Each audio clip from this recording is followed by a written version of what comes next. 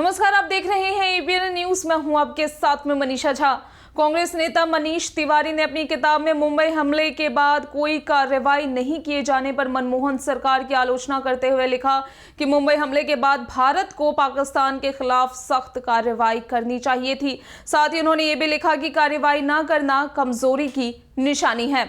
मनीष तिवारी ने अपनी किताब में लिखा कि जब किसी देश को अगर निर्दोष लोगों के कत्लेआम करने का कोई खेद नहीं तो संयम ताकत की पहचान नहीं है बल्कि कमजोरी की निशानी है। 26/11 एक ऐसा मौका था जब शब्दों से ज्यादा जवाबी कार्रवाई दिखानी चाहिए थी। ऐसे में उन्होंने मुंबई हमले की तुलना अमेरिका के 9/11 से करते हुए कहा कि भारत को उस समय तीव्र जवाबी कार्रवाई करनी चाहिए थी। हालांकि ये पहला मौका नहीं है जब मनीष तिवारी ने अपनी ही पार्टी को घेरा है। इससे पहले पंजाब में राजनीति अस्थिरता को लेकर उन्होंने कहा था कि जिन्हें पंजाब की जिम्मेदारी दी गई है उन्हें उसकी समझ ही नहीं है। इसके अलावा कांग्रेस में कन्हैया कुमार की एंट्री पर भी उन्होंने सवाल उठाए थे। बहरहाल मनीष तिवारी के किताब में कही गई बात पर बीजेपी ने भी कांग्रेस को घेरना शुरू कर दिया है। दरअसल बीजेपी प्रवक्ता शहजाद पूनावाला ने ट्वीट कर कहा कि मनीष तिवारी ने 26/11 के बाद यूपीए सरकार की कमजोरी की ठीक ही आलोचना की है। उन्होंने लिखा कि एयर चीफ मार्शल फली मेजर ने भी कहा था कि इस हमले के बाद वायु सेना कार्रवाई करना चाहती थी, लेकिन यूपीए सरकार ने ऐसा नहीं करने दिया। पूनावाला ने आरोप लगाते हुए कहा कि कांग्रेस उस समय 26/11 के लिए हिंदुओं को जिम्मेदार ठहराने और पाकिस्तान को बचाने में व्यस्त थी। मालूम हो कि 26 नवंबर 2008 की शाम पाकिस्तान के 10 आतंकी भारत में घुस आए थे। इन आतंकियों ने अलग अलग जगह जाकर गोलियां बरसाई थी, जिसमें रेलवे स्टेशन,